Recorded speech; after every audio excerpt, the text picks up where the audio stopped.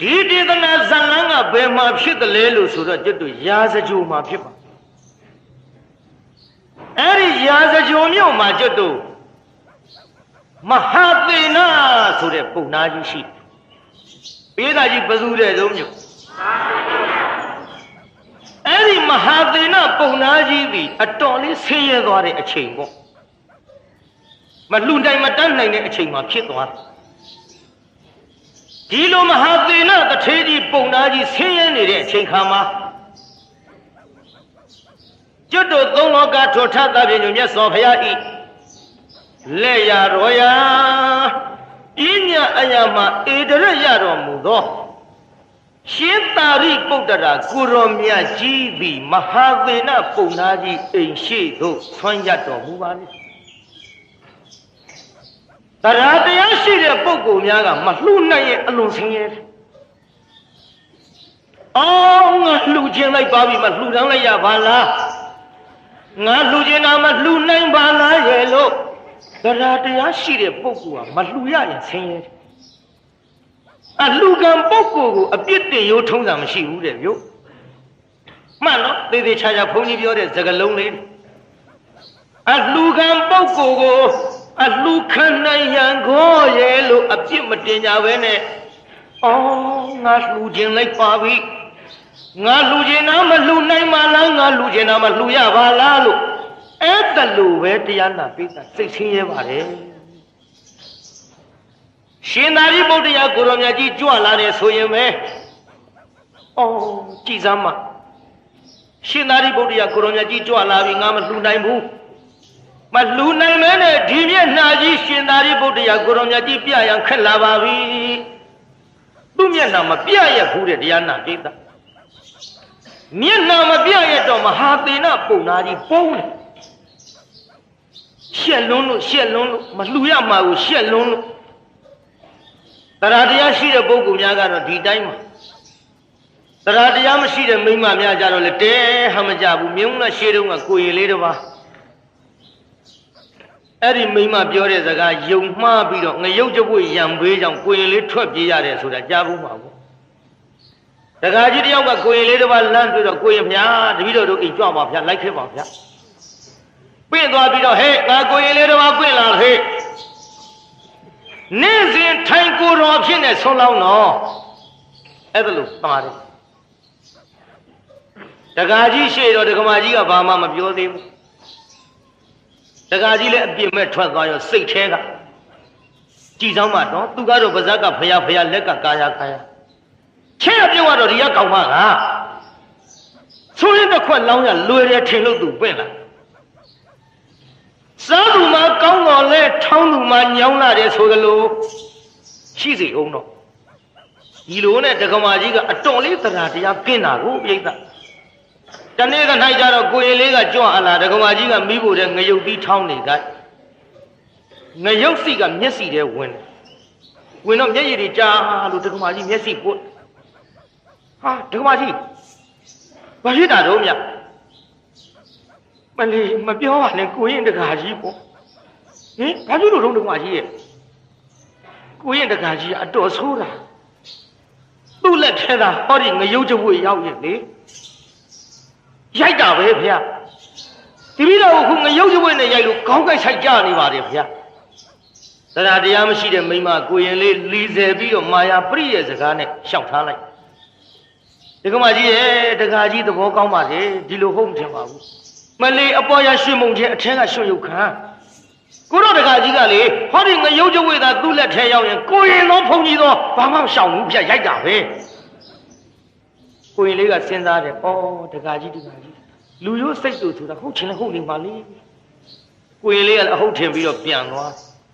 ကိုရင်လေးပြန်သွားတကာကြီးကရောက်လာဟာငါကိုရင်လေးကြွမလာဘူးလားတော်သားမှာတော့ကိုရင်အကြောင်းဟဲ့ဘာဖြစ်လို့တော့ဘာပြောရမလဲတော့ဒီငရုတ်ကြွေတစ်ချောင်းရှိတာဒါဒီငရုတ်ကြွေမရမကဇွတ်လူခံနေကိုရင်တကာကြီးလာမှခုတ်ပြီးတော့အလှခိုင်းမှမယ်ဆိုတာမရဘူးဇွတ်အလှခံတာထောင်းရင်မို့လို့ကျုပ်ကမလှလိုက်တာလေအဲ့ဒါစိတ်ကောက်ပြီးပြန်သွားတယ်တော့မိုက်ပါဟာငရုတ်ကြွေထပ်ခုတ်ရတဲ့ကိစ္စကြီးပေးငါလိုက်လှမယ် တွေ့တော့မယ်ငရုတ်ကျွေးနေရတော့ငရုတ်ကျွေးကြီးကင်ပြီးတော့လိုက်သွားတယ်ကိုကြီးရပါအောင်ဖရာရပါအောင်ဖရာဟောတွေ့ဆိုရင်လိုက်လာပြီငရုတ်ကျွေးကြီးနဲ့ကိုကြီးလေးအတော်ကြောက်သွားတယ်ကိုကြီးရပါအောင်ဖရာငရုတ်ကျွေးပြလေကိုရင်ကပြေးလေပြေးရောပေါ့ဒကမာကြီးကပြောထားတာငရုတ်ကျွေးသာကင်ပြီးရင်ကိုရင်တော့ဦးစင်းတော့မရှောင်ဘူးလို့ပြောထားတာကိုရင်လေးရပါအောင်ဖရာငရုတ်ကျွေးပြလိုက်မလေးသားနဲ့တော့ဟာငရုတ်ကျွေးကြီးနဲ့ဇွတ်ပြေးတာတရားနာပြိတ္တာတင်ပါနဲ့ဘဝနဲ့တသားရင်းနေအောင်ဒါကြောင့်တရားတရားမဲ့တဲ့ပုဂ္ဂိုလ်များကြတော့အဲ့ဒီလိုသာသနာမှာဆင်းရဲအောင်ဒုက္ခပေးတတ်ကြပါတယ်အခုတရားတရားရှိတဲ့မဟာသေနာကြီးကြတော့ဒီလိုဟုတ်ရဲ့လားပြိတ္တာပြေးတာကြီးဒီလိုဟုတ်ရဲ့လားမဟုတ်ဘူးဒါကြောင့်တရားနာပြိတ္တာသာသနာပြုတဲ့နေရာမှာခမည်းတော်ကလည်းမျက်နှာမလိုက်ကြနဲ့တူလည်းမျက်နှာမလိုက်ပါဘူးဘာဖြစ်လို့ဆိုတော့မျက်နှာလိုက်ရင်မောတတ်တယ်ကျုပ်ခုသာသနာပြုတဲ့နေရာမှာဘယ်မျိုးကအကူအညီတောင်းကျုပ်ပေးပါတယ်ခုရန်ကုန်မြို့ဟောခဲ့ရတဲ့တရားပွဲအကူအညီကြီးပဲအခုသွားရအောင်မယ်ကျုံမငေးဝခင်မလက်ပုတ္တာကျုပ်ဒီကပြန်ရင်နတ်မောက်ကနေပြီးတော့ညောင်လေးပင်ကနေပြီးတော့ရန်ကုန်ဂုတ်တလိတ်ကနေပြီးတော့ဟိုဘက်ထွက်သွားပြီဝခင်မတို့ကျုံမငေးတို့မြောင်မြတို့လက်ပုတ္တာတို့ကျုပ်ပြသူလပြည်ကျော်မှာကြောင်းပြန်ရောက်အဲ့ဒါအကူအညီတွေများပါတယ်ပြိဿအကူအညီများတဲ့နေရာမှာမြည်ပြီးရတော့အကူအညီပေးတယ်မြည်ပြီးမြို့ကြတော့အကူအညီမပေးဘူးကျုပ်မရှိပါဘူးအဲ့ဒါလို့ဆိုရင်ကျုပ်မျက်နှာလိုက်ရရောက်မယ်ပေါ့မျက်နှာလိုက်ရင်မောတတ်ပါတယ်ပြိဿခင်ဗျားတို့လည်းလှူတဲ့နေရာမှာလှူတဲ့ဒါနသည်ကိုယ့်အတွက်ဖြစ်ပါဆုံးရှုံးမဲ့ပစ္စည်းမဟုတ်ပါဘူးပြန်ရမယ့်ပစ္စည်းစူးစမ်းပြီးတော့လှူကြတို့ဒီနေ့လဲလှူမယ်နှစ်ဖြင့်ကလည်းလှူမယ်ကျန်ဒီကဆရာတော်เจ้าမှာပိုးလှူမယ်ဒီလိုမလုပ်ပါနဲ့ဘယ်ကိစ္စမျိုးမဆိုသာသနာရေးနဲ့ပတ်သက်ရင်မျက်နှာလိုက်ရင်အမတန်မောတတ်ပါပြောရအောင်မယ်ဒီမောတဲ့အကြောင်းစမ်းမိလို့ပါဇတ်ထုတ်ကလေးအစနည်းနည်းလေးစမ်းမိတဲ့ခါပြောရတာပေါ့ကြည်လေတရားနာပိဋကကျွတ်တို့ဘုန်းကြီးတစ်ပါးအဲ့ဒီဘုန်းကြီးတစ်ပါးကအကောင်းကြိုက်စားတဲ့တောက်တဲ့နေရာမှာဘယ်တော့ပြဘယ်တကာလာပင့်သူကဆုံးဟင်းမွေးနောက်တကာတယောက်ဆုံးသားလာပင့်မင်းဆုံးသားပင့်တာတော့ဟုတ်မင်းဘာဟင်းနဲ့ကမှတော့ကွာရှင်ဗျာတပည့်တော်ကတော့ဆင်းရဲသားကိုဗျာဝက်သားကြက်သားတွေလည်းရှင်ဗျာတို့စားခဲ့ရတာများပါပြီဗျာတပည့်တော်ဒီကနေ့ချင်းမောင်ဟင်းနဲ့ကတ်မလို့ဗျာမင်းမနှက်ဖြာကတ်မှာမဟုတ်လားတမဗျာဒီကနေ့လာပင့်တာမနှက်ဖြာကချင်းမောင်ဟင်းနဲ့ကတ်မှာဗျာကွယ်ချင်းမောင်ဟင်းလည်းတခါအေးပြေတော့ကောင်းမှာကွာဘုန်းကြီးချင်းမောင်ဟင်းနဲ့ဆုံးပင့်တာလက်ခံထားလိုက်ချင်းမောင်ဟင်းတကလည်းပြန်သွားရောဝက်သားနဲ့ကတ်မဲ့တကရောက်ချစ်ခိုးမင်းဘာတော့ဟိချင်းမနှက်ဖြာကဆောင်းဖုံးပေးဖို့လာပင့်တာဗျာမင်းဘာဟင်းနဲ့ကတ်မှာဒီတော့နှက်ဖြာကဝက်သားဟင်းနဲ့ကတ်မှာဗျာဘုန်းကြီးခေါင်းကြီးသွားဒုက္ခချင်းမောင်ဟင်းကအရင်ဥသွားဒီကောင်တဲနောက်ကြကိုစောစောလာရင်ဟန်ကြလိုက်တာပေါ့လိုက်တာပေါ့ဝက်သားလည်းသူလက်ခံလိုက်တာပဲလက်ခံပြီးညကြဘုန်းကြီးအိတ်မပြောဘူးဘယ်အိတ်ပြောမလဲပြေးတာချင်းမောင်ဟင်းနဲ့ဝက်သားနှမလုံးချင်းမောင်ဟင်းထန်လိုက်ပြန်ရင်လေဝက်သားကလက်လွတ်တော့မယ်ဝက်သားထန်လိုက်ပြန်ရင်လေချင်းမောင်ဟင်းကမျက်နှာလိုက်တယ်လို့ဆိုတော့မယ်ဘုန်းကြီးချင်းမောင်ဟင်းနဲ့ဝက်သားနှမလုံးနဲ့တညလုံးအိတ်မပြောဘူးဒီလိုနဲ့မနဲ့ကြတော့ဆွမ်းစားလာပဲဘုန်းကြီးကိုလာထောက်ပြန်တော့လေချင်းမောင်ဟင်းတကာကအရင်ရောက်ဒုက္ခပဲဒီချင်းမောင်ဟင်းကတေဝရိယကောင်းရှင်မရကြွတော့ဗျကြွတော့ကွာကြွတော့ပေါ့မျက်နှာသေးဦးမယ်ကွာမျက်နှာတက်တာနာယူဝက်လောက်ဝက်သားတကာစောင့်မျက်နှာတက်ပြီးရှင်မရကြွတော့ဗျနေပါကွာသင်္ကန်းလဲပါဦးမယ်သင်္ကန်းဝဲတာကသင်္ကန်းလဲတာက10မိနစ်လောက်ကြွတော့ဗျနေအောင်ကွာမင်းဆုံးကတ်မယ်ဆိုလို့ငါဝန်းလို့စိတ်စားတာနေပါကွာငါကုတီခဏပြေးပါဦးမယ်ကုတီတက်တနာရီလောက်ကြာဘာမှမဟုတ်ဘူးဝက်သားတကလာအောင်သူစောင့်နောက်ကုတီကပြန်လာတော့ဝက်သားတကရောက်မင်းပါတော့ဟဲ့ဗျာရှင်မရမနေ့ကတော့တပည့်တော်ပင့်ထားတာဆောက်ပုံပေးဖို့လေအဲ့ဒါခက်တာပဲကွာငါကလည်းတတိကအသက်ကကြီးတော့မေ့လာပြီကွာနှစ်ဦးဖြစ်နေကွာကြာဒီကောင်လည်းဆွမ်းသားလာပဲနာ မင်းနဲ့ငါပေးလိုက်တယ်သူ့လည်းငါပေးလိုက်တယ်ခွာကြတာပဲကွာဘသူရှိမှအရင်လိုက်လို့မကောင်းဘူးဟာကဲဒီလိုလုပ်ကြကွာကံပေါ့မင်းတို့တိုင်တဲ့ဘက်ငါလိုက်ရော့မင်းကဒီလက်တစ်ဖက်ကဲရော့မင်းကဒီလက်တစ်ဖက်ကဲဆွဲကွာပါတဲ့ဘက်ငါလိုက်ဘုန်းကြီးကမျက်နှာလိုက်လို့မကောင်းဘူးဆိုပြီးအဲ့ဒါလို့အဆွဲခိုင်းတော့ချင်းမောင်ဟင်းတကာကအားကောင်းဘုန်းကြီးချင်းမောင်ဟင်းဘက်ပါသွားဘုန်းကြီးကချင်းမောင်ဟင်းတကာနည်းနည်းမျက်စောင်းထိုးကြည်စမ်းဒီကောင်ချင်းမောင်ဟင်းစားလို့များအားကောင်းတယ်နောက်ဘုန်းကြီးကမဟန်ဘူးဝက်သားတော့လက်လို့မခံဘူးဆိုပြီးချင်းမောင်ဟင်းတကာပဲခြေတော်ကလေးကန့်ပြီးဝက်သားပဲကိုရိမ့်ရိမ့်ပြီးတော့ကူယုံဝေးဒီတော့ချင်းမောင်ဟင်းတကာကမြင်ပြီးတန်တော့ဒီဘုန်းကြီးသိမှာဟာဘူးဟိုကောင်ဝက်သားနဲ့ကတ်မယ်ဆိုတာလည်းငါသိတယ်သူလည်းသိမှာသူလည်းဆွမ်းကတ်မဲ့လူတိုင်းမေးတာဟင်းကောင်းတော့ကြိုက်တယ်ဘုန်းကြီးမပြေဘူးခုဟိုဘက်ကန်ကန်ယုံပေးကဲဒီလောက်မျက်နှာလိုက်တဲ့ဘုန်းကြီးမထူးဘူးဆိုပြီးတော့ချင်းမောင်တကာကချင်းမောင်ကိုကပြန်၍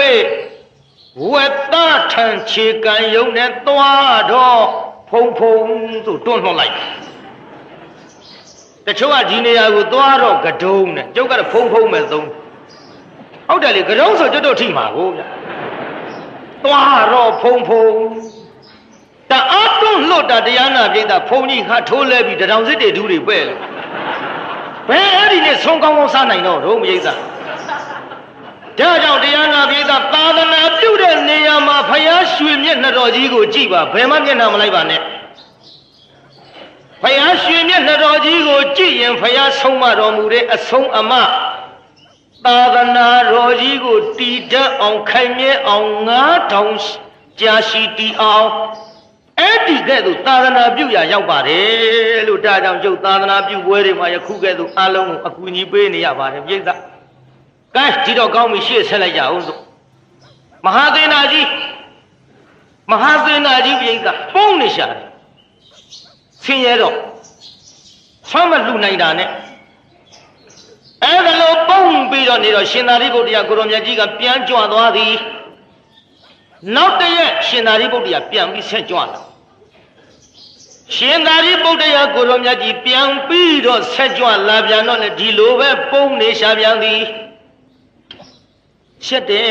ငါမလောက်နိုင်မဲ့ဒီမျက်နှာကြီးဘယ်လိုလုပ်ပြရပါမထုတ်အဲ့ဒါလို့ပုံနေတော့ရှင်သာရိပုတ္တရာပြန်ကြွစဉ်းစားတဲ့သူ့စိတ်ထဲအရင်တုန်းကချမ်းသာတုန်းကလို့လှူလိုက်လိမ့်မယ်ထင်လို့ကြွပြီးတော့လာရှာတယ်ငါဆင်းရဲနေတာမသိလေရောက်တကားရှင်သာရိပုတ္တရာကိုရောမြတ်ကြီးဒီငါဆင်းရဲနေတာကိုမသိဘူးနဲ့တူရှာရဲ့ငါဘယ်လိုလုပ်ပြီးတော့လှူရပါမထုံးနဲ့လှူစရာရှောက်ရှာလိုက်တာမရဘူးပြိဿနောက်တနေ့တ၌ကြတော့ကျွတ်တို့ပုံနာတွေစာဟောတဲ့ပွဲတော်ကိုသူဖိတ်လို့လိုက်သွားအဲ့ဒီပုံနာစာဟောတဲ့ပွဲကိုလိုက်သွားတော့တရားနာပြိဿကြီးရေမရောသောနှုတ်ကနာထမင်းသူရတယ်နောက်ပြီးတော့အင်မတန်ယုံရင်ကြမ်းတမ်းတဲ့ပစိုးတစ်ထည်သူရလာတော့ဖတ်ကြပြီဒီကရှင်သာရိပုတ္တရာကိုရောမြတ်ကြီးကြွလာတဲ့ခြင်းလိုက်ပါပြီရှင်သာရိပုတ္တရာကိုရောမြတ်ကြီးကြွလာရင်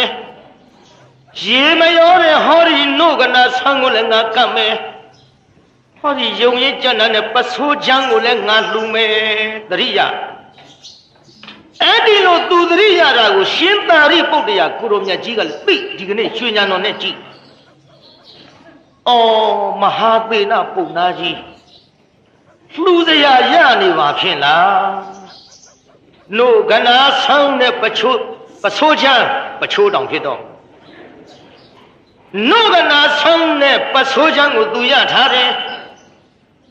ငါကိုလှူနိုင်တဲ့တရားရှိပါမလားလို့ကြည့်လိုက်တော့လှူနိုင်တာကိုသိတဲ့ဖြင့်ရှင်သာရိပုတ္တရာကိုရောမြတ်ကြီးကြွလာပါပြီဗျာပုံနာကြီးအိမ်ရှိဝင်ပြီးတော့ဆွမ်းရတယ်ပုံနာကြီးကအပြင်မဲ့ထွက်လာရေမရောတဲ့နှုတ်ကနာဆောင်းလေးကိုရှင်သာရိပုတ္တရာကိုရောမြတ်ကြီးအား အလုခံတော်မူပါဗျာလို့လောင်းလိုက်တော့သပိတ်ကလေးဖွင့်ပေးတဝက်လောက်ကြတော့သပိတ်ဖုံးပြန်ပိတ်တော်မူသည်လက်ကလေးကာပြသည်မဟာသေနပုံနာကြီးတော်ငါအကုန်လူရင်သင်ပါစားမလဲသင်အတွက်တဝက်လောက်ချမ်းပါအောင်တော့လားပါဇက်ကမမိန်တော့လဲမိန်တဲ့ကဲ့သို့ငဲ့ညာပြီးတော့တဝက်လောက်ကြသပိတ်ဖုံးပိတ်အလူကံပုဂ္ဂိုလ်တွေငဲ့တာနော်ပြိဿတချို့ကလူကံပုဂ္ဂိုလ်တွေဘာမှမသိဘူးတဲ့ဘုန်းကြီးတွေကယူဘက်ခန္ဓာရှိတာဘာမှမသိဘူးတဲ့သူတို့လိုချင်တာတစ်ခုရှိတာတဲ့ဘုန်းကြီးများဘာမှအလိုက်မသိဘူးတဲ့တချို့ကဒီလိုအောင်းမိမအောင်းမိပါနဲ့ဗျာတမန်ကရှံကမတွေးလိုက်ပါနဲ့ကျွတ်တို့တန်ဃာတော်အရှင်သူမြတ်များသည်အလူခံရဆိုပေမဲ့လို့စုကလေးဖြစ်တော့ပေးတော်မူကြသည်သီလလေးဖြစ်တော့ချီးမြှင့်သွားတော်မူကြသည်ပရိတ်ကလေးဖြစ်တော့ရွတ်သွားတော်မူကြသည်တတ်ဆွမ်းသမျှတရားဓမ္မတပုတ်တကားထားဖြစ်တော့ဟောသွားတော်မူကြသည်ငဲ့လို့ဘောဗျမငဲ့ရင်ဒါပဲလုပ်လိုက်ခင်ဗျားတို့ကဒီလုပ်တယ်မလုပ်ရင်ဒီဘုန်းကြီးတွေပဲအလကားကျွေးမွေးပြီးလှူဒန်းထားလိုက်တန်ဃာတော်အရှင်များများကတတ်နိုင်တဲ့ဘက်ကဖျားဟောတဲ့အဆုံးအမတွေကြင့်ကြံကြိုးကုပ်ပြီးတော့ခင်ဗျားတို့ကိုတဖန်ပြန်၍ပစ္စည်းလေးပါဒါယကာတွေကိုကျေးဇူးဆက်ရပြန်ပါသည်မှန်လားပြိဿကြီးဘုန်းကြီးပြောတာရမ်းယူလို့ရသလားပြိဿမရဘူးပြိဿခင်ဗျားတို့လည်းရမ်းပေးလို့မရဘူးတရားတရားလေးကိုကြည်လင်အောင်မွေးပြီးတော့လှူရဒီတဲ့တချို့ကသမန်ငါရှံကဘုန်းကြီးတွေပြောတယ်လကားမကွာတဲ့ဆံကုန်မြေလေးတဲ့ဆလမအဖွဲတဲ့ကျွတ်တို့ဘုန်းကြီးဆံကုန်မြေလေးတဲ့လူတွေလူတယ်လက်ဆေးအသာ၌စားပြီးတော့တဲ့သင်္ကန်းကောင်းမှုချုပ်ပြီးဥပြင်စင်းဆိုတဲ့အတိုင်းကျိန်းပေါ်တတ်တာသူတို့အလုတ်ကဘုန်းကြီးကလွယ်တယ်ထင်လို့တချို့ကသမန်ငါရှံကလေးပြောတယ်လွယ်ဘူးဗျခင်ဗျားတို့ကချမ်းသာတယ်ထင်တာအတွင်းဘူးလူမသိဘူးဘုန်းကြီးတွေပူမိပြီဆိုရင်ပြုတ်ကြတာဆိုတာထွက်တာပြောတာတချို့ကဘုန်းကြီးကလွယ်လွယ်လေးလူတွေလူတယ်အသာလေးစဝတ်နေရချမ်းသာတယ်ထင်တယ်အဲချမ်းသာတယ်ထင်စမ်းကြည့်ဘောတကားတို့ရချမ်းသာတဲ့ထင်ယောက်ျားတွေအကုန်သင်္ကန်းဝတ်ကုန်ပါဘူးဒါတော်တရားနာပိဋကကြီးတန်ဃာတော်အရှင်မြတ်များကိုတချို့ကသမန်ကရှံကယောက်ျားချင်းပြောတာကြီးမှာပေါ့ဟဲ့ကောင်မင်းပြင်းဘုန်းကြီးဝတ်ပါလားကွာအနှောက်မလို့သွားမလို့ကျွတ်တို့ကပြင်းလို့ဝတ်နေတဲ့အတိုင်းတချို့မိန်းမတွေကသူတို့လင်တာအလုံးမလို့ပဲအိတ်နေတော့ဘာပြောတော့သိချင်းဆိုတဲ့လောက်ပြင်းလာတယ်သွားတယ်ဘုန်းကြီးကြောင့်သင်္ကန်းဝတ်ချီဘုန်းကြီးတွေသင်ပြင်းလို့သင်္ကန်းဝတ်နေတဲ့အတိုင်းပဲစကားအနှောင့်သွားလို့အောင်မပြောဘူးဒီထားတဲ့ချုံမိဘတွေကသူတို့သားလေးကိုရင်ဝင့်မဲ့ကြတော့မင်းနဲ့ကွဲတယ်တင်ပြူးပေါ်သိတာငါသားနဲ့ဆူးပေါ်မှာအိတ်ချင်ရသလားဘုန်းကြီးဝတ်တာဆူးပေါ်အိတ်သူတို့ကအတန်းကြိုက် BA တို့ IA တို့မကုံတယ်ကြီးတွေတို့လောကီစီးပွားနဲ့ကြီးပွားကျင်တာကိုဒါကတော့ဘုန်းကြီးတို့အပြစ်မတင်ပါဘူးဖျားဖြစ်မလို့တောထွက်မဲ့သိတ္တထတောင်မှသူ့အဖေကစက်ကြမင်းကြီးဖြစ်တဲ့ခြင်းလို့မထွက်အောင်တကားကြီးပိတ်တာကြီးမှာပေါ့ဒါကြောင့်တရားနာပိဋကကြီးလောကုတ်တရားစည်းစိမ်ဆိုတာမိဘတွေကလည်းမြင်ခဲ့သည်မိဘတွေကလည်းကြိုက်ခဲသည်လောကုတ်တရားစည်းစိမ်ကိုခမည်းတော်မြက်ကွယ်ပြုတ်သွားမှစိုးလို့ဖျားဟောတဲ့အဆုံးမှသာသနာနဲ့ကျွတ်တို့ကဟောပြနေရပါတယ်ဗျာကြိုက်ကြည့်ငဲ့တာပိဋကဟောမှာလက်ကလေးကဗျအရှင်မြတ်တပည့်တော်အားဒီဘဝအတွက်ချီးမြှောက်တော်မမူပါနဲ့ဟောတန်တရားအတွက်ချီးမြှောက်တော်မူပါဗျာအကုန်လုံးအလှခံတော်မူပါဗျာအကုန်လုံးလှူသဗျာအကုန်လုံးရေမရောတဲ့နှုတ်ကနာဆွမ်းနေတရားတရားရှိနဲ့လှူ၍ငါ့ကိုခြံအောင်မှပါပဲဆိုတဲ့စိတ်ဓာတ်မရှိလှူပြီးတော့လေယုံရင်ကြံတတ်တဲ့ပတ်ဆိုးကိုလည်းရှင်သာရိပုတ္တရာကိုရောမြတ်ကြီးအားလှူလိုက်သည်လှူပြီးတော့သူဆုတောင်းအရှင်မြတ်တို့သိမြင်သောသစ္စာလေးပါးတရားကိုတပည့်တော်သိမြင်ရပါလို့ဤဖျားဒီဆုတောင်းတော့ကြကြကယူဆိုင်ကြဒါတော့ခင်ဗျားတို့လည်းလှူတန်းပြီးတဲ့အချိန်ခါမှာသူတော်ကောင်းတွေသိမြင်အပ်တဲ့သစ္စာလေးပါးသိရပါလို့ဤဒီဆုကိုအဓိကထားပြီးတောင်းကြစမ်းခုတော့ခင်ဗျားတို့ကဆုတောင်းတယ်တချို့ဖွားကြီးတွေဆွမ်းတင်ပန်းတင်နိဗ္ဗာန်ပဲနေမှမသိဘယ်အစတော့အကျိုးပကျိုးနဲ့ဒီလင်ဒီသားဒီမယားနဲ့ဟောဒီအစ ဒါတောင်နိဗ္ဗာန်မရောက်ဘူးနော်ဒီတဲ့ငှက်ဖြစ်တောင်တခိုင်းနဲ့ဆင်ဖြစ်တောင်တကျွန်းနဲ့တဲ့တချို့မိမတွေတရိษံဖြစ်တောင်တစ်ခက်အတူတူဝါးကြသူ့တန်လည်းသူမကြဘူးတချို့ဖွားကြီးနောက်ဆက်တွဲကပါသေးတယ်ဥမကွဲကတိုက်မပြည့်ဆိုတာမဲသေတဲ့လူကသေသူကဥအောင်မကွဲကျင်သေးဘူးဆူတောင်းနေဒါကြောင့်တရားနာပရိသတ်ကြီးဆူတောင်းမမှားကြပါနဲ့အခုကြည့်အရှင်ဖယားသိတဲ့တရားကိုသိရပါလို့ဤဖယားဆူတောင်းပြီးတော့လှူလိုက်ရှင်သာရိပုတ္တရာကိုရောမြတ်ကြီးကလည်းအဲ့ဒီရေမရောတဲ့နှုတ်ကနာဆန်းတွေကိုအလှခံ၍ကြောင်းတော်သို့ပြန်ကြွသည်ပုံနာကြီးကဝမ်းမြောက်သွားတဲ့ပိဋကရေလှူရတန်းရတာဝမ်းမြောက်သွားတဲ့ဩကြည်စမ်းမငါသည်လှူရပေပြီရှင်သာရိပုတ္တရာကိုရောမြတ်ကြီးငါအိမ်ရှိသို့ကြွလာလို့ငါလှူဒန်းလိုက်ရပေပြီအဲ့ဒီကဲ့သို့တရားနာပိဋကဝမ်းမြောက်ဝမ်းသာဖြစ်တာတရားတရားရှိသူရဲ့ထုံးစံနဲ့မြို့ဒီလိုဝမ်းမြောက်ဝမ်းသာနဲ့လှူဒန်းပြီးတဲ့နောက်အသက်အတိုင်းနေ၍မဟာသေနပုံနာကြီးဒီလူဘဝကစုတေရှာသည်ဒါသာပုံနာကြီးပါဖြစ်သွားတယ်သေသွားတယ်ဟဲ့မပြင်းနဲ့နော်ဇက်ကွက်ကခက်စီစီလေးခေါ်ရမှာရည်စရာပြောစရာဆိုစရာတွေနဲ့ရှောက်လုပ်နေမှဆိုရင်တို့ဇလန်းကနည်းနည်းရှည်လျက်သွားမှာဆိုလို့ခက်စီစီလေးခေါ်နေပါတယ်နောက်ထောင်ကြည့်အဲ့ဒီလိုသေသွားပြီးတဲ့နောက်လေဒီပုံနာကြီးသည်ရှင်သာရိပုတ္တရာကိုရောမြတ်ကြီးအားလှူဒန်းရတဲ့ကုသိုလ်ကောင်းမှုနဲ့သေသွားသဖြင့်အဲ့ဒီကုသိုလ်အဟုန်ကြောင့်ရာဇကြိုမျိုးရှင်သာရိပုတ္တရာကိုရောမြတ်ကြီးအားဆွမ်းလုတ်ကျွေးနေတဲ့မိမရဲ့ဝမ်းမှာတန်တေခပြီးတန်တေခတယ်ဆိုကြတဲ့ကသိမိမကသူ့လင်ယောက်ျားပြောတယ်မောင်ရဲ့ဒီနာလာသာမအုံးနဲ့နာကပ်ပြီးတော့တိုးတိုးလေးပြောတယ်ဒီကဘယ်လိုလေးပြောလိုက်တော့ဘာတွေပြောတော့ဘယ်သိမလို့ကွာတိုးတိုးလေးဆိုတော့သူတို့ချင်းတော့သိမှာပေါ့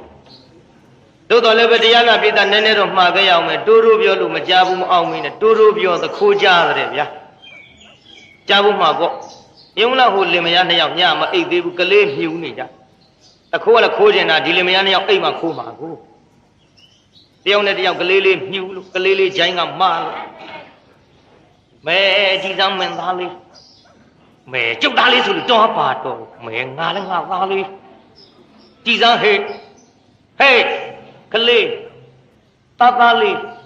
မဲဘူးသားလေးတုံးကလေးမြူနေတာဘသူသားတော့မဟုတ်ဘူးမဲဘူးသားလေးတုံးဟာတခိုးကချင်းကိုက်နဲ့မှောင်ရည်ထဲကတော့ကွာအရေးတယ်မှာဗျာကလေးမြူနေအိတ်တောင်မဟုတ်ဘူးဘယ်ချိန်မှခိုးအောင်မှမသိနောက်တစ်ထည့်အနာနာသိချာကတ်ဒီကလေးဂျိုင်းကမှားအမမင်းဘူးသားလေးတုံးတခိုးကစိတ်ဆိုးတယ်ငါသားဟာဆိုပြေးရော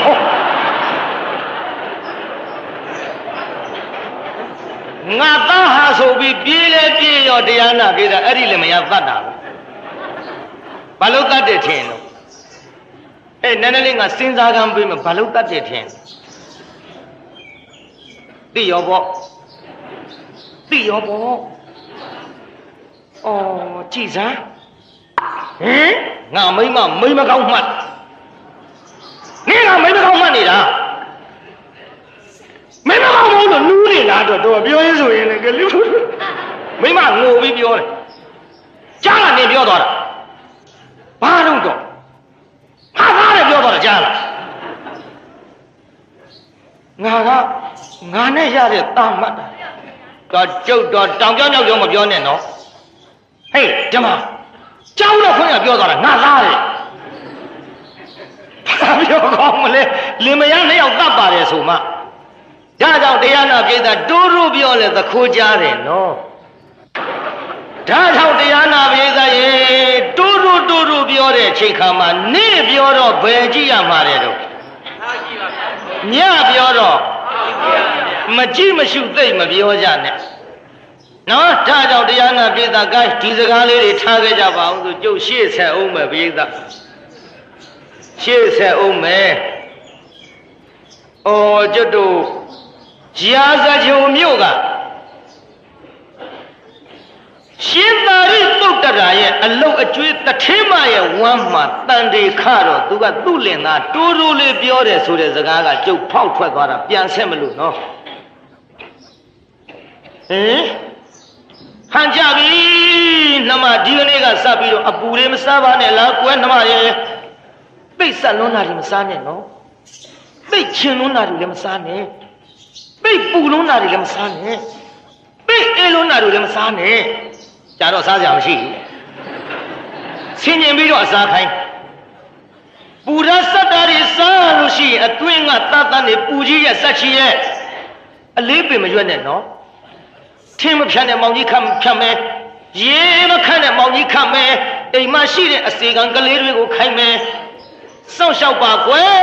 那么也路的呀那边大鸡，难得我啊上小开那的。当地啊，上小看到你没嘛千金片了，毛爷现在的不这样，过到面前呢，当我呀那个病比着，也没有人弄跟那穿的穿个钱呢，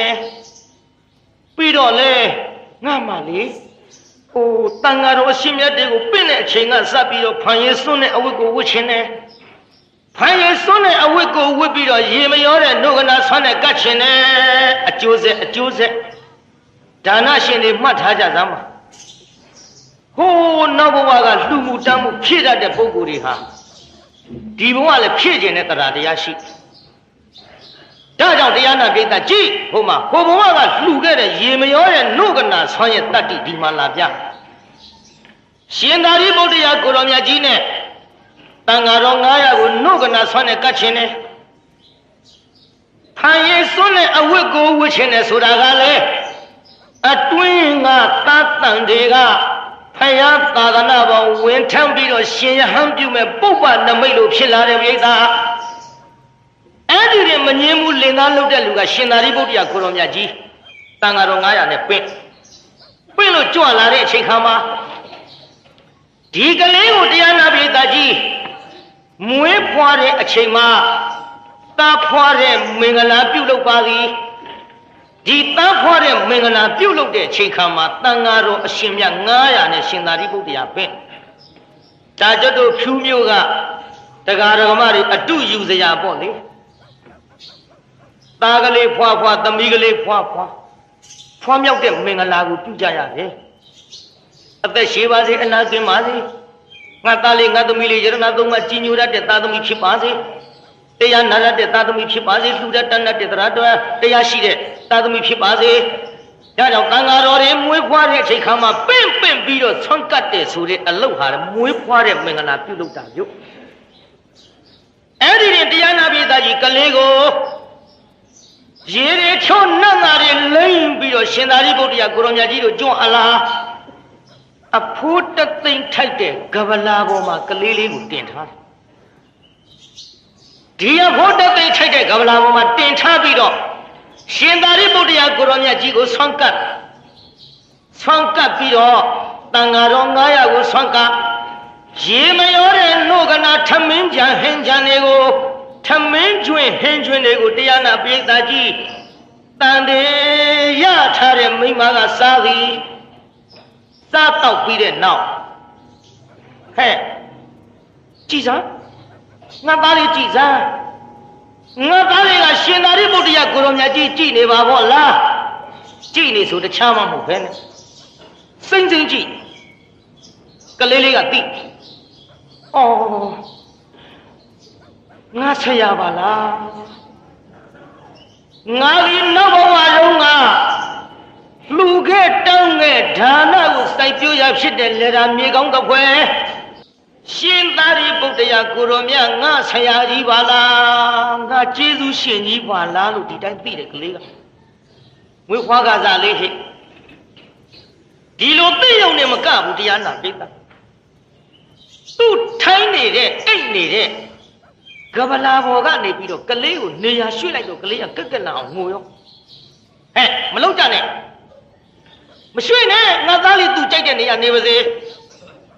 လာလာသားဆိုပြီးတော့ကလေးလေးပွေ့ချီတော့ကလေးလေးကတရားနာပြီးတော့အဲ့ဒီကဗလာကြီးကိုလက်ကလေးနဲ့ချိတ်လက်ကလေးနဲ့ချိတ်တော့လက်ကလေးကနှုတ်တော့ကလေးလေးကလက်နဲ့ကဗလာကိုမချိတ်နိုင်တော့ငိုတယ်ဟောဘာလို့ငိုတာပါလဲအော်ကြည်စမ်းဒါလေးကိုချိတ်တယ်ကဲမင်းကဒါနဲ့ကင်းကွာနေတယ်ဆိုရင်ငါသားကငိုမှာပဲလာခဲ့ဆိုပြီးကဗလာကိုပဲကလေးလေးနဲ့လက်ကလေးနဲ့တပ်ပေးပြီးတော့ပွေ့ချီသွားရှင်သာရိပုတ္တရာကိုရောမြတ်ကြီးအပလို့လည်းရောက်ပါလေရောကဗလာကိုလက်ကလှုပ်ပြစ်လိုက်တော့ကဗလာအောက်ကျကလေးဖျားမိုင်မဲတဲ့ကလေးမို့ဒီလိုလှုပ်တာသိခံတော်မူပါဖျားလို့ရှင်သာရိပုတ္တရာကိုရောမြတ်ကိုလည်းမလျှောက်ထားတဲမိုက်တဲ့ကလေးလို့လည်းအပြစ်မတင်တန်တော်ရှင်သာရိပုတ္တရာကိုရောမြတ်ကြီးကိုတသိမ့်ထိုက်တဲ့ကဗလာငါသားကလေးကလူစေခြင်းတဲ့နဲ့တူတယ်ကြည်ပြိဿအဲ့ဒီတသိမ့်ထိုက်တဲ့ကဗလာကြီးကိုရှင်သာရိပုတ္တရာလှူပြီးတဲ့နောက်တပည့်တော်သားလေးအရှင်ဘုရားရဲ့ကြေးကျွန်လေးရှင်ဘုရားရဲ့ကြေးကျွန်ဆိုတာအရှင်ဘုရားရဲ့တပည့်သားလို့ဆိုလိုပါတယ်တရင်တနည်းအားဖြင့်ပြောလိုက်တဲ့စကားရှင်ဘုရားဒီကလေးကိုနာမည်မိတော်မူပါဗျာနေကိုဒီကလေးရဲ့နာမည်ငကိုခေါ်စရာမရှိဘူးလားငကိုခေါ်စရာမမိသေးပါဗျာဒီကလေးရဲ့နာမည်ကအရှင်ဘုရားရဲ့နာမည်နဲ့အတူတူပါပဲဘုရားပြောပြီနော်ရှင်သာရိပုတ္တရာကနည်းနည်းစဉ်းစားအရှင်ဘုရားရဲ့နာမည်နဲ့အတူတူပဲဆိုတော့ငါသည်လူဘဝတုန်းကတာရီပုံနှင်းမကြီးကမွေးထားတဲ့သားသမီး9ယောက်ထဲမှာငါအကြီးဆုံးငါရဲ့လူဘဝတုန်းကနာမည်ကဥပတိတ်တာငါနာမည်နဲ့အတူတူပဲဆိုရင်ဒီကလေးနာမည်တိတ်တာဒီလိုမှဲ့လိုက်ကြတိတ်တာလို့ကလေးကိုအမည်ပေးဒေတာကြီးကလေးကိုဘယ်လိုအမည်ပေးလိုက်တော့တိတ်တာလို့ပေးလိုက်တယ်မြို့အဲ့ဒီလိုတိတ်တာလို့အမည်ပေးပြီးတဲ့နောက်ရှင်သာရိပုတ္တရာကိုရောမြတ်ကြီးကလည်းပြန်ကြွနောက်တရားနာပိဋကဂျာကာလမှာဟောဒီကလေးနဲ့ပတ်သက်ပြီးတော့ကုသိုလ်ကောင်းမှုတွေကိုပြုတိုင်းရေမရောတဲ့နှုတ်ကနာဆွမ်းတဲ့သားလျင်ဆွမ်းကပ်ခဲ့သည်ဒေတာကြီးဘာနဲ့ဆွမ်းကပ်တော့နှုတ်ကနာနဲ့ဆွမ်းကပ်ပြီးတော့လာခဲ့ရနောက်ဒီကလေးထမင်းကျွေးတဲ့မင်္ဂလာထမင်းခွန်းတဲ့မင်္ဂလာလို့ဆိုပါတယ်နောက်ဒီကလေးကိုတရားနာပိဋကကြီးပစိုးဝတ်တဲ့မင်္ဂလာဒီကလေးကိုနောက်အုတ်ရှောင်ထုံးတဲ့မင်္ဂလာအဲ့ဒီမင်္ဂလာတွေကိုပြုကလေးနဲ့ပတ်သက်ပြီးတော့နောက်မဲမဲ့တဲ့မင်္ဂလာသမင်းကျွေးတဲ့မင်္ဂလာပစိုးဝတ်ပေးတဲ့မင်္ဂလာအုတ်ရှောင်ထုံးတဲ့မင်္ဂလာအဲ့ဒီမင်္ဂလာတွေပြုပြီးတော့တစနဲ့ကလေးကကြီးပြင်းလာတော့တရားနာပိဋကကျွတ်တူခုနှစ်အရွယ်ရောက်လာပြီဆိုကြပါစို့ဘယ်အရွယ်ရောက်လာသလဲပိဋကကလေးနဲ့ပတ်သက်ပြီးတော့ချင်းဖြစ်ကြတဲ့ကဒီကလေးအလိုဆန္ဒဖြစ်နိုင်တဲ့မိဘတွေကိုဒါကြောင့်ဖြူမျိုးကတရားဓမ္မတွေမှတ်သွားကြပါသားသမီးရဲ့ဆန္ဒသားသမီးရဲ့ဇယိုက်သားသမီးရဲ့အကျင့်ကိုသိရင်ဒီကလေးတွေဆုံးမလို့လွယ်တယ်ဗျသို့တော်လည်းပဲဒီကလေးတွေဆုံးမတဲ့နေရာမှာမိလိုက်ဖပါဆိုတဲ့စကားလေးကရှိတယ်မိဘလောက်တဲ့လူကရုပ်ရှင်များကြည့်တော့ဒီသားသမီးကလည်းရုပ်ရှင်ကြည့်တဲ့နေရာများကြည့်တတ်သည်မိဘလောက်တဲ့လူကဘုံကြီးကျောင်းသွားပါများရင်သားသမီးတွေကလည်းဘုံကြီးကျောင်းများပါရသည်ဒါထောင်မျိုးမိလိုက်ဖပါကိုဘုံကြီးပြောနေဘုံကြီးကျောင်းခင်ဗျားတို့သွားတဲ့အခါကလေးတွေလည်းပြစ်မထားခင်နဲ့ခေါ်သွားပါခေါ်သွားတဲ့ချိန်ခါမှာမိဘကဖယားကတော့ကလေးကငုတ်တုတ်ထိုင်းနေတယ်မိဘကသတိမရလို့ရှင်မခိုးတောင်မှကျောင်းကဘုံကြီးကဟေးဖယားကတော့ဟေးရှိခိုးရကလာကွယ်ဖုံဥတော်ဟေးကတော့ဟေးတန်ဃာတော်များကလည်းရှိခိုးအောင်တိုက်တွန်းပေးသည်ခင်ဗျားတို့မိဘတွေကလည်းအမေကြီးအမေကြီးဖုံကိုကတော့လေဖယားကိုရှိခိုးလေနဲ့မိဘကကြောက်ကံဖယားကိုအသွားများတော့ကလေးသူကလည်းကြောက်ကံဖယားကိုပါတတ်တယ် ပါသွားတဲ့ချိန်ခါမှာဘုရားရှိခိုးတတ်တယ်ဘုန်းကြီးရှိခိုးတတ်တယ်ဘုန်းကြီးနဲ့စကားပြောတတ်တယ်မှန်ရလားပြိဿကြီးမှန်ပါဗျာဒါကြောင့်ခမရတို့မိဘကပုပ္ပစရိယမိနစ်ဖအလွန်ရေးကြီးပါတယ်ဗျာအရေးကြီးပေမဲ့လို့လည်းနီးစပ်တိုင်းဒီစကလုံးတွေတတ်မလားဆိုတော့တချို့ကြတယ်ကျွဲပါစောင်းတီးပေါ့လေကျွဲအပမှာစောင်းတီးလို့ကျွဲနားမလဲတယ်လို့ပေါ့မြတ်တို့ကြားဖို့မှာပေါ့နီးတိုင်းလည်းစကလုံးပြောတတ်တယ်မထင်နဲ့ဒါမိဘကလည်းသင်မှာရှင်းမလားဟိုကျွတ်တို့ကြောင်းတကကြောင်းအမသူ့သမီးလေးကကြောင်းဆုံးသွားဖို့မိဘလွှတ်လိုက်တာကိုဆုံးသွားဖို့တော့ကြောင်းတကကြောင်းအမသမီးပဲဒီပြောတတ်ဘူးဆုံးုပ်ကလေးပို့ပြီးတော့သူကဘုန်းကြီးတွေရှောက်တွေကကိုင်ကိုတော်လေးလည်းနေရတော့တပည့်တော်မှလည်းကြွရအောင်မယ်ဗျာကိုတော်တွေတော့နေရတဲ့သူကတော့ကြွမှာဘယ်များကြွမယ်မသိပါဘူး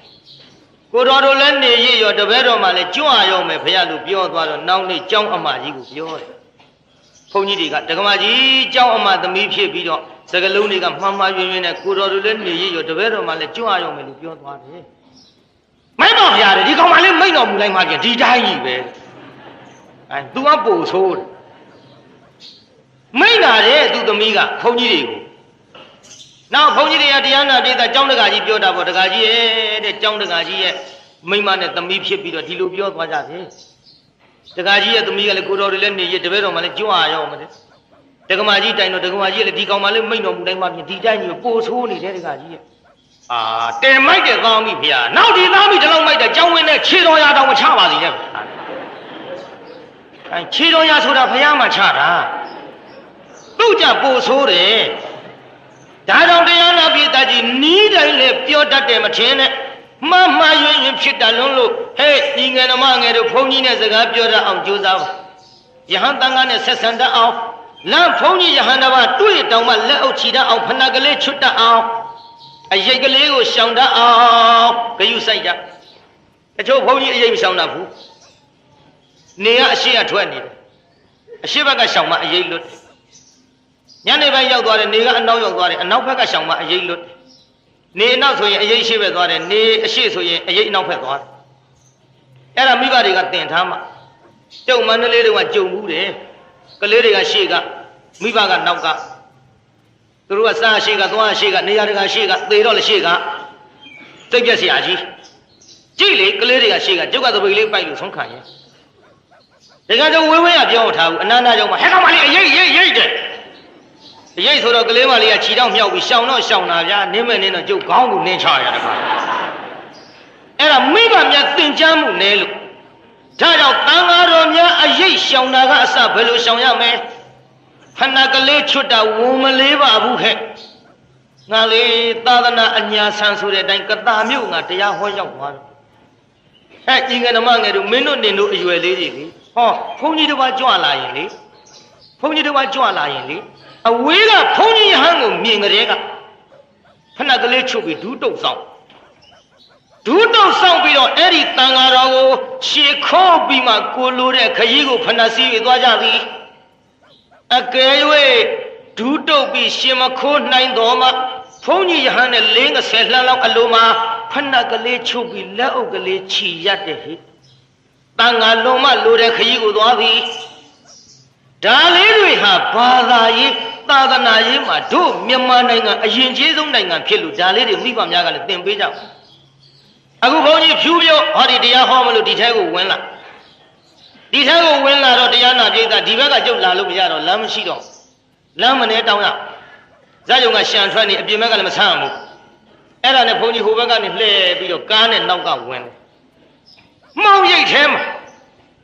ကျမ်းဒီကံဆရာတော်မှန်သိတာနဲ့မှောင်ထဲကထိုင်ရှိခိုးတဲ့ဟေးညီငယ်နှမငယ်လေးတွေငါတွေ့ရတယ်ဒါဝမ်းသာလုံးလို့ဒီယဟန်ဒီတန်ဃာဒီဆရာတော်တွေလားလို့ဆိုတော့မဟုတ်ဘူးဖြူးမြို့တစ်မျိုးလုံးမှာရှိနေတဲ့တန်ဃာတော်အရှင်များတွေ့တိုင်းယူသေးလေးစားကြစမ်းပါလူတွေကလက်အုပ်ချီရှစ်ခိုးရင်ကိုယ့်ရုပ်ကာယသွားတဲ့ဘုန်းကြီးတောင်လက်ငြိမ်သွားတယ်လက်ရမ်းသွားနေတာတောင်ငြိမ်သွားတယ်လူတွေကကြည်ညိုလေးဘုန်းကြီးတွေကကိုယ့်ရုပ်ကာယမနေရဲလေးမကြည်ညိုရင်ဘာဖြစ်ကွာဘယ်ကောင်ကဘာပြောကွာဆိုဂုံတော့ကုန်တာကိုကားတယ်ခင်ဗျားတို့ပေါ်မူတည်တယ်နော်哈，这么定安你不口毛定比了，当地毛的来相比大瓜的古罗的瓜古里，啊，的古罗的瓜，你们讲瓜，白路古罗的瓜，没标呢，单个打二万能把的地，够嘛必须。ဒီလိုမပြောမနဲ့ဘယ်လိုလုပ်ရမလဲဖက်ချုပ်ခေဒူးတုတ်ပြီးထိုင်ဆောင်ရှစ်ခိုးဒူးတုတ်ပြီးထိုင်ဆောင်နေဟိုခုနကတင်ကန်းကြီးတေကတိကြီးပခုံးပေါ်ပြစ်တင်ပြီးဒေါင်းတီမောင်းတီသွားတဲ့ကုတော်ဟာလေးငြိမ်သွားတယ်ဟာငါရှစ်ခိုးမလို့ဟာငါရှစ်ခိုးမလို့ဒီဒီပါဘူးငါတင်ကန်းကြီးကိုကားနဲ့ဟောဒီမတရားနာပြီးခတ်တုတ်တုတ်ခတ်မြန်မြန်ဒေါင်းတီမောင်းတီသွားတဲ့ကုတော်ကိုငြိမ်သွားတယ်ဘာဖြစ်လို့ရှစ်ခိုးတဲ့ပုဂ္ဂိုလ်ရဲ့အပေါ်မှာလေးစားသွားတယ်သူတို့ကယိုသေးတယ်ငါဒီလိုမတော်ရောနေလို့မသိမှာလားခင်ဗျားတို့အကြောင်းပြုပြီးပြင်သွားတယ်တချို့ကြဒီလိုမဟုတ်ကြရှာတော့ဘယ်လိုဖြစ်ကုန်လို့ကိုယ့်ရုပ်ကားရတယ်ပြင်မလားဟိုပွဲဇက်ပွဲကြီးတစ်ခုပွဲကဖျားပွဲတင်မလင်ငွေကိုတော်ကြီးကလည်းပဲကျွတ်တူဟို9000လောက်မြင့်တင်မလင်ငွေဖျားကြီးအဲ့ဒါကိုတော်တစ်ပါးကမမြင်ရတော့ပွဲမမြင်ရတော့ဖျားလက်မောင်းကဆွဲပြီးပခုံးမော်ကာယခွတက်ကြည့်ဖယားပခုံးမော်ကာယခွတက်ကြည့်တယ်အဲ့ဒါတခါတယောက်ကသွားရှာရှိတယ်ရှာရှိတော့ဟိုရှာပြန်ခောက်တာပေါ့တခါဘယ်နဲ့ပြောတယ်ထင်ကိုဘယ်ဖယားပေါ်တက်တာဘယ်နဲ့ဖယားပေါ်တက်နေတာလို့ဆိုတော့ဟိုကဘာပြောတယ်ထင်ဟဲ့တကဒီမှာမင်းသားမမြင်ရတော့ပွဲဘယ်နဲ့လုပ်ပြပြီးတော့ပခုံးမော်လေပင်ခွပြအေးမင်းသားတောင်အဖေဖြစ်တဲ့မင်းပခုံးမော်တက်သေးတာဟဲ့ကောင်ငါဘာပခုံးမော်ငါတက်တာဘာဖြစ်တုံးခွာဒီမှာဘုန်းကြီးတွေပွဲမကြည့်တဲ့ရင်ကျုံမှာခဲ့မယ်ကြားလားပွဲခင်းနဲ့ဘုန်းကြီးတွေ့ရင်လေရှစ်တာနိုင်ခိုးတကယ်ပြောတာအဲ့ဒါပွဲခင်းနဲ့ဘုန်းကြီးပါသွားပါလေရုပ်ရှင်တွေကြည့်တော့မကြိုက်ရင်လည်းရှစ်တာနိုင်ခိုးခင်ဗျားတို့ကရှစ်ခိုးရင်လေအဲ့ဒါဟောကျွတ်တို့ဘုန်းကြီးတွေရိုက်တာနဲ့နာတယ်ပွဲခင်းနဲ့ရှစ်ခိုးတဲ့ရိုက်တာနဲ့နာတယ်ဘယ်ထွက်ပြေးရမှန်းကိုမသိဘူးမင်းဒီနေရာရှစ်ခိုးတဲ့နေရာမဟုတ်ဘူးတန်နေတော့တိုင်းတော့မှာထားအော်ကိုတော်လေးကိုကားဖြစ်ရှစ်တန်နိုင်ခိုးပါတခုတော့ရှိတာမို့လေနှုတ်ဆက်အာသာကောင်းတဲ့ကိုတော်ဆင်တဲ့ဒကမာကြီးစောင့်တာဘီလိုက်ရတလုံးတော့လှုပ်ပြဆိုရင်ကတကနေရကြီးတာမှမဟုတ်ပဲဒါတောင်တရားနာပိသာကြီးပွဲခင်းနဲ့မှဘုန်းကြီးတွေမမြင်တဲ့ချင်းရင်ရုပ်ရှင်ယုံမှမတွေ့တဲ့ချင်းရင်ဖော်ပွဲမှမတွေ့တဲ့ချင်းရင်ရှစ်တန်နိုင်ခိုးအဲ့ဒီပွဲခင်းပေါ်ပွဲရုပ်ရှင်ပွဲတဲ့ဘုန်းကြီးတွေပါသွားပါလိမ့်မယ်ပိသာတန်ဃာအပြစ်ပြောတတ်တဲ့အလေးဟာတန်ဃာခံရမယ့်ကိစ္စခင်ဗျားတို့ပြန်ခံရလွန်းလို့ဓာခုတ်တဲ့နေရာလက်ဝင်မရှိုးပါနဲ့ကြည်ညိုတဲ့ပုဂ္ဂိုလ်တွေကိုအကြောင်းပြုပြီးတော့ဘုန်းကြီးရဟန်းတွေကပြင်သွားနိုင်ပါတယ်ဗျာခင်ဗျားတို့ကိုလေးစားပြီးတော့မတော်ရနေလို့ထိုင်လို့မရပါဘူးဗျာသဘောပေါက်ရလားပြိဿကြီးဘုန်းကြီးပြောတာကြည်ဟဲ့အခုဟိုမှာတန်ဃာတော်တွေရဲ့လေးစားမှုယူသည်မှုနဲ့ပတ်သက်ပြီးတော့ပုပ္ပစရိယမိနှင်ဖမိဘကိုကလည်းသူချင်းချင်းတတ်တာလုပ်ပေးတယ်သူဆွမ်းကတ်ချင်တာတွေလုပ်ပေးတယ်ကဗလာလေးလက်ညှိုးနဲ့ချိတ်တာတောင်မှလှူနိုင်အောင်လှူပေးတယ်အဲ့ဒီလိုတရားနာပိသကြီးရှင်သာရိပုတ္တရာကိုရောမြတ်ကြီးအကြောင်းပြု၍ကလေးလေးဒါနဒုမဟာသေနပုံနာကြီးဘုရားကစိုက်မြုပ်ပြီးတော့လာခဲ့ရဟော9နှစ်သားရောက်9နှစ်သားရောက်တဲ့အခါကျတော့ရှင်သာရိပုတ္တရာကိုရောမြတ်ကြီးကြွအလားမိခင်ဖခင်တို့ကျွန်တော်ဒီရှင်သာရိပုတ္တရာကိုရောမြတ်ကြီးရဲ့နောက်တော်လိုက်၍ကျွန်တော်လေကိုရင်ဝှချင်တယ်တိတ်တကြီးဘာဝှချင်တဲ့တုံးကိုရင်ဝှချင်တယ်ဆိုတဲ့ကိစ္စမိဘကတရားနာပြီးတော့မတားမြစ်ဘူးကောင်းတယ်တာလူကလေးသင်္ကန်းဝှချင်တဲ့အမေတို့ဝှခွင့်ပေးမယ်အခုခင်မိဘတွေလည်းနည်းနည်းကြူးဆိုင်ပေါ့ဗျာသင်္ကန်းဝှချင်တဲ့သားလေးတွေဝှပါစေဗျာကျွတ်တို့ဘုန်းကြီးတွေနည်းနည်းသွားပါပြီတဖြည်းဖြည်းနော်သာသနာကြီးနည်းနည်းအာရော့သွားတယ်ဗျာခင်ဗျားတို့ကသင်္ကန်းတော့ဝှပေးပါရဲ့မိယိုးဖလားထုံးစံမယ်ငါသားလေးမြဲရင်ပိုကောင်းတဲ့ဟဲ့ဆိုတဲ့စိတ်ဓာတ်ကနည်းသင်္ကန်းဝှပေးမယ်ကြံတော့လေတန်းချောင်းကနှုတ်9ရက်လောက်ခွင်တောင်းဝှကိုရင်လေးကပျော်တယ်ဘုန်းကြီးဟိုကိုရင်ဘဝပျော်တာလည်းမပြောနဲ့အိမ်စားရတာ2ခွက်3ခွက်ဆိုတာအလွန်ဆုံးကြောင်းကြဘုန်းကြီးတွေလည်းစားပြီးရောသပွဲကုန်ကြီးအပြည့်စားတော့ကိုရင်လေးကမဆွဲချင်ကိုရင်ပြော့ရဲ့လားပြောတာပေါ့ဗျာခင်ဗျာအိမ်ခင်ဗျားတို့ကြုတ်ပုံပေးတာဥပမာဂျပွဲကြီးနဲ့အပြည့်ရဂျပွဲကြီးနဲ့အပြည့်ရပြောတယ် ပြောတော့ပါပြောတော့အေးလေတဲ့ကိုရင်ပြောရင်တော့ကောင်းပါတယ်တဲ့တော့ကြတောင်းမတင်ရင်မကြဖြစ်မဲ့နော်တဲ့ကိုရင်လူတွေဟင်းရည်စွဲတဲ့ဒါပတိကိုရင်တဲ့ကိုတက်တက်လုံးပြောရင်ကောင်းပါတယ်တက်တက်လုံးမပြောရင်ခက်မယ်တဲ့ကျောင်းက9ရက်ခွင့်ယူရတာမဟုတ်လားတဲ့အတန်းပြက်နေမယ်နော်တဲ့ကိုရင်ထွက်ဟောအထွက်ခိုင်းခင်ဗျားတို့ကအတန်းချိုက်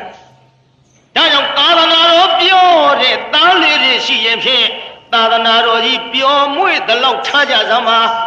ဆွမ်းဆေးကြောင်းတင်ကပစ္စည်းလေးမှာထောက်ပင်ကြစမ်းပါ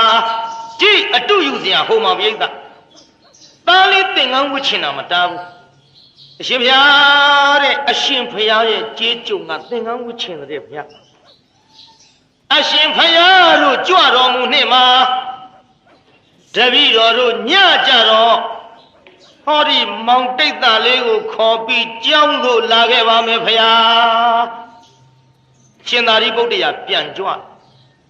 ရှင်သာရိပုတ္တရာကိုတော်မြတ်ကြီးလည်းပြန်ကြွပါလေရောတရားနာပိဋကရေ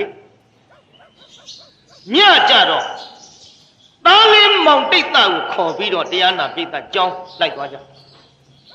ကြောင်းလိုက်သွားပြီးတော့တန်ဃာတို့အရှင်မြတ်များ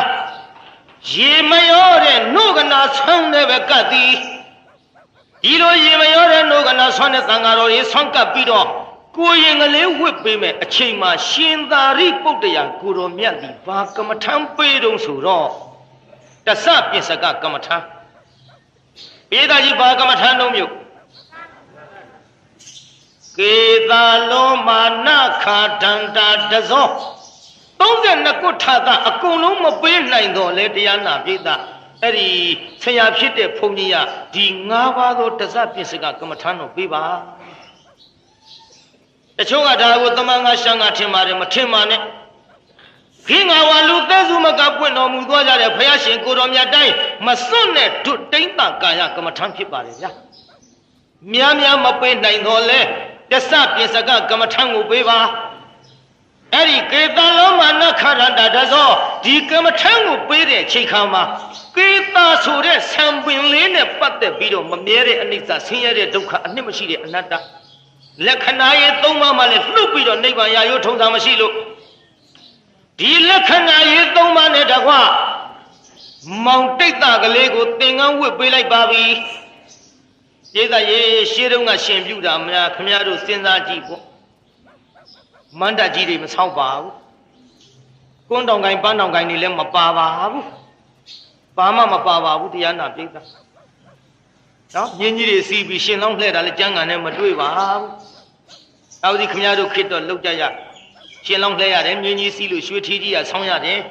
မောင်ရင်လောင်းလေးလို့ဝေးရတယ်ကွန်းတောင်ပန်းတောင်ကိုင်းတွေနဲ့ဘိုးအေးပွားအေးတွေနဲ့ဗိသိက်တွေသွင်းရတယ်မှန်လားပိဋကကြီးမှန်ပါဗျာဟောဒီဇာထုတ်ကငိုခြင်းလည်းမပါဘူးသိုးစရာလည်းမပါဘူးဇက်ွက်ဇက်သားလေးစီးစီးဟောနေတာဒါပြီးတရက်သေးပြီးမဲ့ဇာထုတ်လည်းမဟုတ်ဘူးခင်ဗျားတို့ကြည့်ရတာလည်းတချို့ရန်တိရန်ခွေဖြစ်ကုန်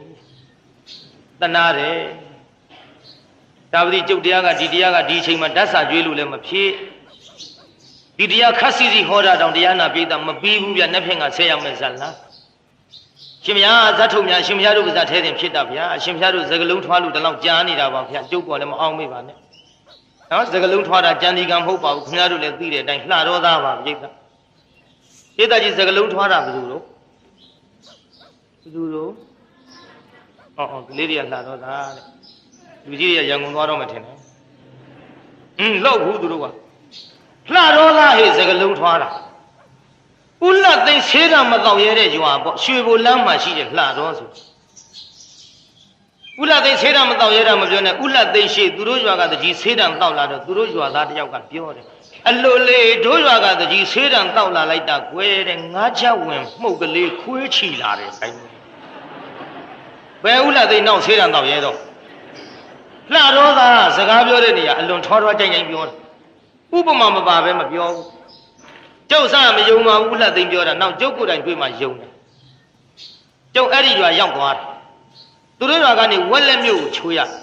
ကျုပ်ကမေးကြည့်တယ်ဝက်လက်လမ်းကောင်းရလားလို့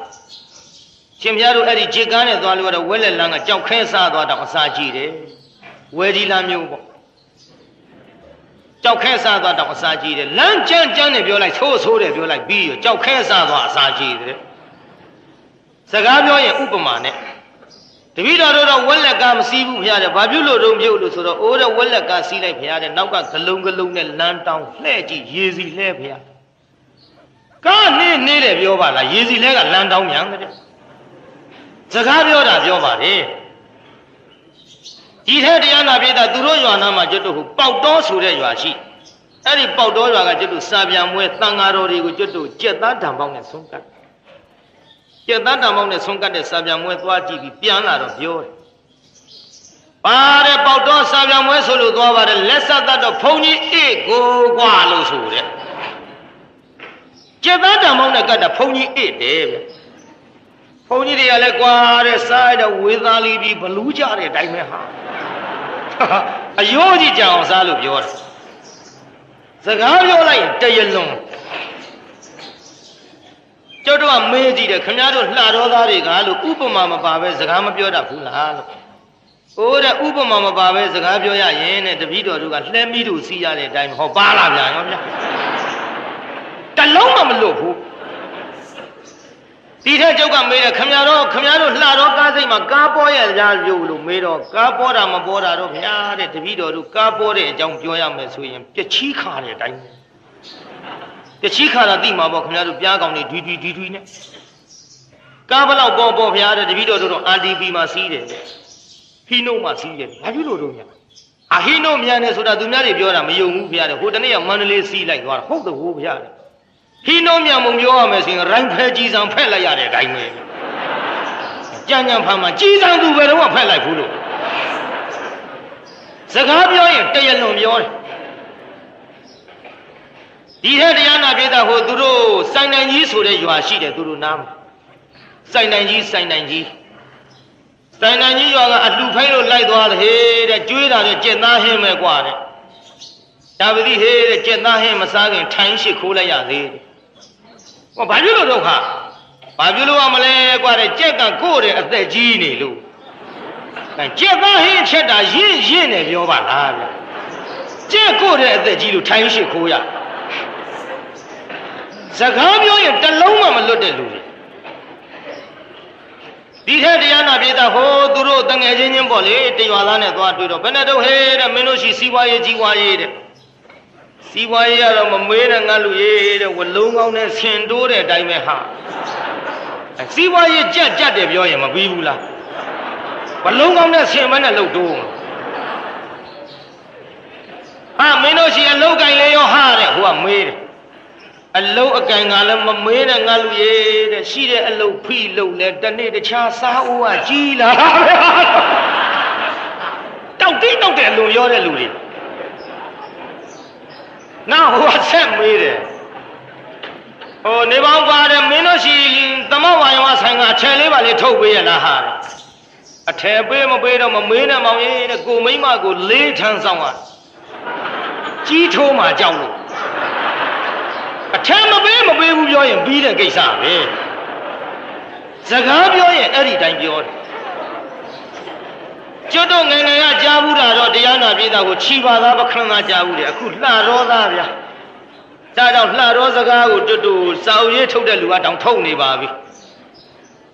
ပခဏသားကကျွတ်တို့စဉ်းစားတယ်ဩတို့ပခဏရာဇဝင်နဲ့လာတာအခုလှတော်သားကတဲနာမည်ကြီးစကားပြောကောင်းတယ်ပြောတယ်စကားပြောပြိုင်မလို့သွားတဲ့ပြိတ္တာစကားပြောပြိုင်မလို့သွားတော့ကျွတ်တို့လှတော်ရွာထိတ်ကလေးလေးတယောက်တွေ့အဲ့ကောင်မင်းဘယ်ရွာသားတော့ကျုပ်လှတော်သားဗျ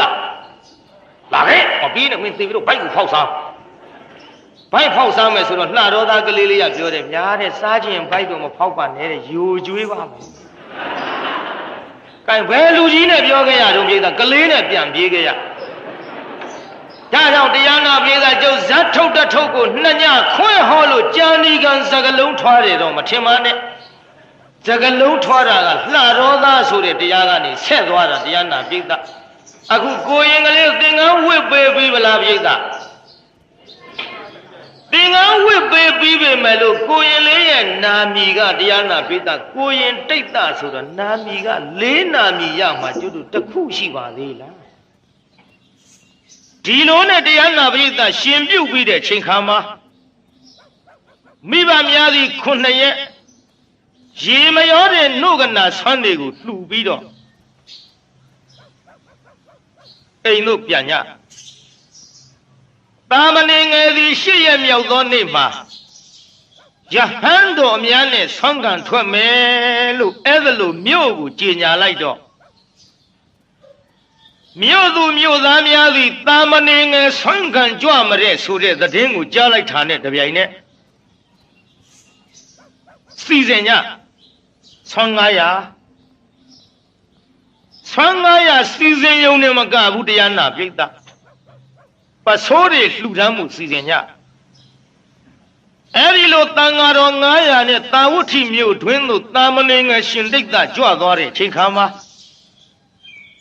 မြို့သူမြို့သားများသည်ဆွမ်းနေလှူကြပစိုးတွေလှူကြနဲ့ဟောဆွမ်း900နဲ့ပစိုး900ရလာခဲ့ပြန်တယ်နောက်နေ့နံနဲ့ကြပြန်တော့ဘုန်းကြီးတို့ကျောင်းရဲ့ဥပဇာမှာလာပြီးတော့ဆွမ်းနဲ့ပစိုး900လှူကြပြန်ရော9 နှစ်အရွယ်သာရှိသေးသောကိုရင်တိတ်တာသည်အဲ့ဒီလို2 ရက်ထဲနဲ့ဘင်လျင်ဆွမ်း1000နဲ့ပစိုး1000ကိုရခဲ့ဧဒါကြီးဆွမ်းဘယ်နှထောင်ရခဲ့တော့အဲ့ဒီလိုဆွမ်း1000ရလာတဲ့အချိန်ခါမှာကိုရင်ကလေးသည်နာမည်တစ်ခုထပ်ပြီးတော့ရခဲ့ပိဋ္ဌပါတဒါယကတိတ်တာဘာတဲ့တုံးမြိတ်သားကြီးဘယ်နှနာမည်ရသွားပါလဲအဲ့ဒီလိုပိဋ္ဌပါတဒါယကတိတ်တာဒီအမည်ရပြီးတဲ့နောက်ပစိုး1000ရတယ်ဆိုတာလေတရားနာပြိဿကျွတ်တို့ဩမဟာသေနပုံနာကြီးဘဝတုန်းကပစ္စည်းတွေဆုံးမသွားတဲ့အချိန်ခါမှာရှင်သာရိပုတ္တရာကိုမလှူရလို့ရှက်တန်နဲ့ပုံနေပြီးတဲ့နောက်ပုံနာတွေစာဟောတဲ့ပွဲတစ်ခုမှရခဲ့သောပစိုးချမ်းတစ်ထည်ကိုရှင်သာရိပုတ္တရာအားလှူခဲ့တဲ့ကောင်းမှုကြောင့်အဲ့ဒီပစိုး1000ရပါတယ်ဒီလိုနဲ့တရားနာပရိသတ်ကြီးတနေ့တစ်နိုင်ကြတော့ကိုရင်တိတ်တာလေးစီကျောင်းစဉ်ဒေသစာကြီးလှည့်လိုက်တဲ့ချိန်ခါမှာတန်ဃာတော်အရှင်မြတ်တေသည်မီတင်းခုတ်မှာတရားနာပရိသတ်မီးဖို့ဖို့ပြီးတော့မီးလုံညမီးလုံနေဆိုတဲ့ကကျွတ်တို့ဆောင်းတွင်းဖြစ်မှာပေါ့အဲ့ဒီလိုမီးလုံနေတဲ့ချိန်ခါမှာကိုရင်ကလေးကမေးအရှင်ဖျားဗျာဘာလုပ်နေကြတာလဲဖျားကိုရင်တို့ချမ်းလို့မီးလုံနေတဲ့ကွအရှင်ဖျားဗျာဒီလိုအချမ်းနှိမ့်ဆက်တဲ့ဓာန်ကိုခံနိုင်အောင်ကဗလာများကိုခြုံရံသိနေမဟုတ်လားဗျကဗလာဆိုတာကျွတ်တို့ခုခေတ်လူသောတကလတ်ခြုံကြီးကိုခေါ်ပါတယ်ကဗလာကိုရှင်မယားတို့ခြုံသိနေမဟုတ်လားဗျကိုရင်သိမတော့ရှေးဖုံးရှေးကန်ရှိတယ်ကိုရင်မို့ကဗလာကိုခြုံနိုင်ပါရဲ့တို့မတော့ရှေးဖုံးရှေးကံမရှိလို့ကဗလာမခြုံနိုင်ဘူးကိုရင်ရဲ့ဧဒကဗလာခြုံရတယ်ဆိုတာလဲရှေးဖုံးရှေးကံနော်ရှေးဖုံးရှေးကံမရှိရင်ခြုံရပါမလားပြိဿခြုံရပါဘူးဗျာဒါဖြင့်အရှင်မယားတို့ကဗလာကိုအလိုရှိကြကုန်ပါသလားဖယားကိုရင်ဘယ်နဲ့မေးပါလိမ့်အချမ်းသိမ့်နှိမ့်ဆက်နေတာဒီကဗလာအလိုရှိတာပေါ့အလိုရှိရင်ကြွကြကုန်ဖယားတပည့်တော်ကဗလာရအောင်လို့အရှင်ဖယားတို့အတွက်ကြွမယ်အရှင်ဖယားတို့လိုက်ခင်ကြပါကုန်တော့ကိုတော်တွေနောက်ကလိုက်သွားတန်ဃာတော်အရှင်မြတ်တွေနဲ့ကဗလာအလိုရှိလို့ကြွတဲ့ချိန်ခါမှာတရားနာပြိတ္တကြီးအိမ်စဉ်လျှောက်ပြီးတော့ကြွအိမ်စဉ်လျှောက်ကြွလိုက်တဲ့ချိန်ခါမှာကိုရင်ကလေးအကြောင်းပြုပြီးတော့ကိုရင်ကလေးကိုလှူလိုက်ကြတာကဗလာတွေဟိုအိမ်ကတစ်ထဲဒီအိမ်ကတစ်ထဲဟိုအိမ်ကတစ်ထဲဒီအိမ်ကတစ်ထဲနဲ့ဟောကဗလာ900တောင်ရတာပြိတ္တကြီးကဗလာပဲနှစ်ထဲရတာကဗလာ900ကိုရပြီးတဲ့နောက်ယောက်ျားတစ်ယောက်ယောက်ျားတစ်ယောက်ကိုလည်းမလှူနိုင်ဘူးသူများလှူတာကိုသွားပြီးတော့ပိတ်ပင်တဲ့ယောက်ျားနည်းနည်းလေးနားထောင်ကြည့် ကဗလာ900ကိုဆိုင်ပေါ်မှာတီခင်းပြီးတော့ရောင်းနေတဲ့ဆိုင်တစ်ဆိုင်ကိုအဲ့ဒီယောက်ျားရောက်အောင်သွားပြောကဗလာရောင်းမဲ့လူကြီးဟဲ့ဘာတော့ကွယ်ခင်ဗျားဆိုင်ကကဗလာတွေဖုံးထားဟာဘာပြောလို့တော့ကွာဘာပြောလို့ရမလဲဗျဒီမဲ့ကိုရင်ဒိတ်သားလေးကြွလာတဲ့အခုကဗလာ900တောင်ဟိုအိမ်တွေကလှူလိုက်ကြတာရလားအဲ့ဒါမြင်သွားမယ်ဖုံးထားဩခက်လိုက်ပါပြီကွယ်နေပါအောင်အဲ့ဒီကိုရင်ကလေးကအလှူမခံမဲနဲ့ယူတာလားလှူမယူတာလားဟဲ့လှူမယူတာပါခင်ဗျာလှူမယူတာဖြင့်ကွယ်ဘာကိစ္စရှိနေပါစေမင်းသွားလို့ပရိသတ်ကြီးကဗလာဆိုင်မော်ခင်းထားတဲ့ပစ္စည်းတွေဟာသူ့ပစ္စည်းဟုတ်ကဲ့လားကိုပစ္စည်းမဟုတ်တော့လေသရတရားမဲ့တဲ့လူသည်သူများလှူတာကိုတောင်မှမနာလို၍သွားပြီးတော့ပိတ်ပင်ပါသည်တိုင်းပြည်မှာအသရိတဌာနဆိုတဲ့ကုသိုလ်ကြီးကိုကောသလမင်းကြီးပြုတော့ကဘယ်သူနဲ့မှမတူအောင်လှူတဲ့အလှူကိုပြိဿဒါကြောင့်ပြည်မြို့မှာဘုန်းကြီးဟောခဲ့တယ်